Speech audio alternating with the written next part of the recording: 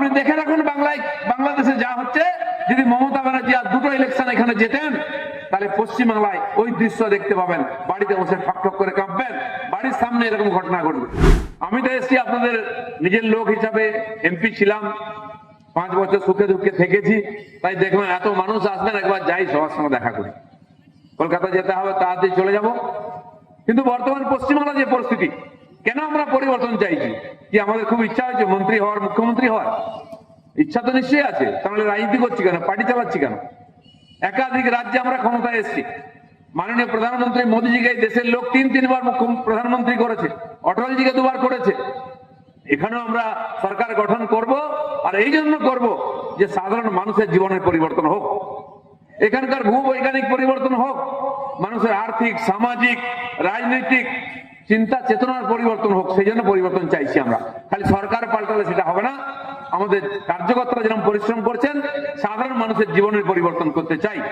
তাই মাননীয় প্রধানমন্ত্রী দেখেছেন, তিনি যখন প্রধানমন্ত্রী হলেন, এই ভারতবর্ষের প্রায় 30 কোটি মানুষ অতি দরিদ্র সীমার নিচে ছিলেন, যাদের বাড়ি নাই, যার বাড়িতে আলো নাই, রাস্তা নাই, জল নাই, খাবারের ঠিক নাই, চিকিৎসার ব্যবস্থা নেই, বাচ্চাদের পড়াশোনা, চাকরির ব্যবস্থা নেই।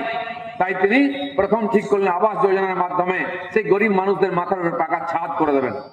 যার বাড়ি আছে, কাঁচা বাড়ি হলেও তার বাড়িতে শৌচালয় তৈরি করে দেবেন, যাতে মায়েদের সম্মান রক্ষা হয়। কোটি কোটি শৌচালয়, কোটি কোটি আবাস যোজনার বাড়ি ভারতবর্ষে তৈরি হচ্ছে।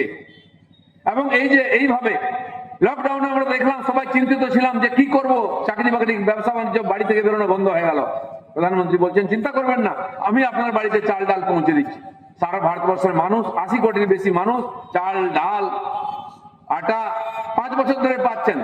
কেবল পশ্চিমবাংলার মানুষ খালি চাল পাই, আমরা ডালটা এখনো দেখতে পেলাম না। পয়সা কিন্তু আসছে মমতা ব্যানার্জির কাছে। যিনি খাদ্যমন্ত্রী ছিলেন জ্যোতিপ্রিয় মল্লিক, তিনি বলছেন ভাবছি কি ডাল দেবো, অড়হর ডাল দেবো, মুসুর ডাল দেবো, মুগ ডাল দেবো, ভাবতে হতে 5 বছর, তার মধ্যে 1.5 বছর জেল ঘুরে চলে এলেন উনি। এখনো ডিসিশন নিতে পারলেন না। আমার বোধহয় পারবেন না, এই সরকার ডিসিশন নিতে পারবে না, চলে যাবে মে মাসে। তো বাংলার মানুষ সব জায়গায় কেন অবহেলিত? বলছে কেন্দ্র দেয় না, কেন্দ্র দেয়, আপনারা দেন না। সেই জন্য পরিবর্তন চাইছে। শৌচালয় থেকে গ্যাস সব এসছে, বাড়ির সামনে পরিশুদ্ধ জল আসুক, পানীয় জল, তার জন্য কল আসবে, 5 বছরের টাকা এসছে, 1000 কোটি টাকা, সেটা ব্যাংকে রেখে সুদ খাওয়া হচ্ছে। আমাদের বাড়ির সামনে জল এলো না। ইলেকশন এলে রাস্তা খুঁড়ে দেয়, কেন জলের পাইপ আসছে, পাইপও লাগে না, জলও আসে না। তাই পরিবর্তন চাইছি আমরা। আজকে স্কুলে যান, টিচার নাই, বাচ্চারা যাচ্ছে মিড ডে মিল খেয়ে বাড়ি চলে আসছে। হসপিটালে যান, ডাক্তার আসে না, ওষুধও পাওয়া যায় না, নিজের গ্যাসের পয়সা দিয়ে প্রাইভেটে চিকিৎসা করতে হবে, নাহলে অন্য রাজ্যে যেতে হবে। থানায় যান, পুলিশ নাই, সিভিক পুলিশ বসে আছে, সে খালি কাটমানি নেয়, আর এখান থেকে গাড়ি ঢুকলো কিনা আটকে দিয়ে পয়সা নেয়, আর কিছু করে না। আপনার সঙ্গে যদি কোনো ঘটনা হয়ে যায়, এফআইআর নেবে না। এরকম হয়েছে মহিলার সঙ্গে, ধর্ষিতা হয়েছেন, তিনি গেছেন থানায় সন্ধ্যাবেলা এফআইআর করতে, রাত অবধি বসিয়ে রেখেছে, এফআইআর লিখছে না। এই পরিস্থিতি পশ্চিমবাংলার। আর আজ আইন শৃঙ্খলা বলে কিছু নাই, বম বন্দুক পাড়ায় পাড়ায়। আপনারা জানেন এখানেই পাশের অঞ্চলে বোমা বিস্ফোরণ হয়েছিল, আমি এসেছিলাম দেখতে। কি ভয়ঙ্কর অবস্থা!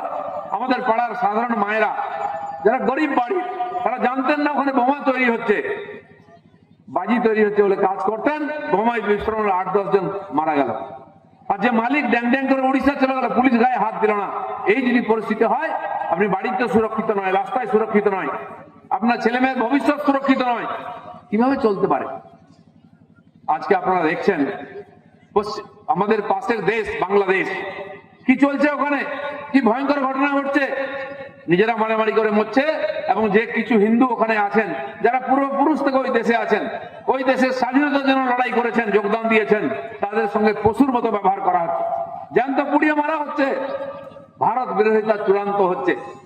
নিজেদের পার্লামেন্টকে ধ্বংস করে দিচ্ছে, মুজিবুর রহমানের বাড়ি ধ্বংস করে দিচ্ছে, লাইব্রেরি পুড়িয়ে দিচ্ছে, ছায়ানট সংস্থা, সাংস্কৃতিক সংস্থাকে পুড়িয়ে দেওয়া হলো, খবর কাগজের অফিসকে লুট করে পুড়িয়ে দেওয়া হচ্ছে, টিভি চ্যানেলের অফিসকে পুড়িয়ে দেওয়া হচ্ছে। এই একটা উন্মাদ জাতি মমতা ব্যানার্জি সেখানকার লোকেদের পশ্চিমবাংলায় নিয়ে আসছেন। এই অনুপ্রবেশকারী, এই রোহিঙ্গা কারা? তারা ওদেরই রিশতেদার। আপনি দেখে রাখুন বাংলাদেশে যা হচ্ছে, যদি মমতা ব্যানার্জি আর দুটো ইলেকশন এখানে জেতেন তাহলে পশ্চিমবাংলায় ওই দৃশ্য দেখতে পাবেন, বাড়িতে বসে ঠক ঠক করে কাঁপবেন, বাড়ির সামনে এরকম ঘটনা ঘটবে। তাই আমরা লড়াই করছি, পশ্চিমবঙ্গে কোনো অনুপ্রবেশকারী রোহিঙ্গাকে আমরা থাকতে দেবো না। বিদেশ থেকে এসে এখানে ভোটার হয়ে যাবে, রেশন কার্ড পেয়ে যাবে, আধার কার্ড পেয়ে যাবে, মোদীজির পাঠানো গরিব কল্যাণ যোজনার সমস্ত সুবিধা নেবে, চাকরি বাকরি নিয়ে নেবে, আর আমাদের ছেলে মেয়েরা চাকরি করার জন্য পরিযায়ী শ্রমিক হয়ে মহারাষ্ট্র, মুম্বাই, দিল্লি, হরিয়ানা, কর্ণাটকে চলে যাবে। সেই পরিস্থিতি তৈরি হয়েছে। আর যান বাংলার বাইরে যে কোনো রাজ্যে যান, যে কোনো হোটেলে যান, যে কোনো কারখানায় যান, শ্রমিক দেখবেন বাঙালি।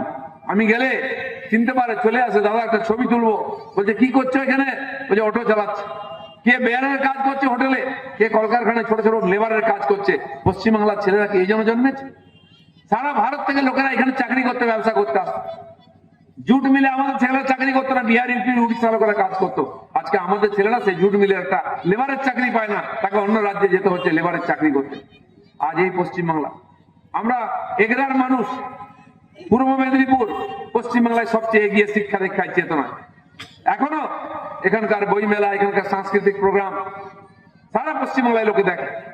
এখানে গ্রামে গঞ্জে 3টে নদী পাড়িয়ে যেতে হয় পূর্ব মেদিনীপুরে, সেখান থেকে শিক্ষিত হয়ে ছেলেমেয়েরা বিদেশে চাকরি করছে, গিয়ে ডাক্তার, ইঞ্জিনিয়ার, প্রফেসর, সায়েন্টিস্ট হয়েছে। সেখানকার রাস্তাঘাটের অবস্থা দেখুন। আমাদের ভিডিও ভালো লাগলে লাইক এবং শেয়ার করুন। কমেন্ট সেকশনে গিয়ে জানান আপনাদের মতামত। আরও ভিডিও পেতে আমাদের চ্যানেল সাবস্ক্রাইব করুন এবং প্রতি মুহূর্তে খবরের আপডেট পেতে প্রেস করুন বেল আইকন।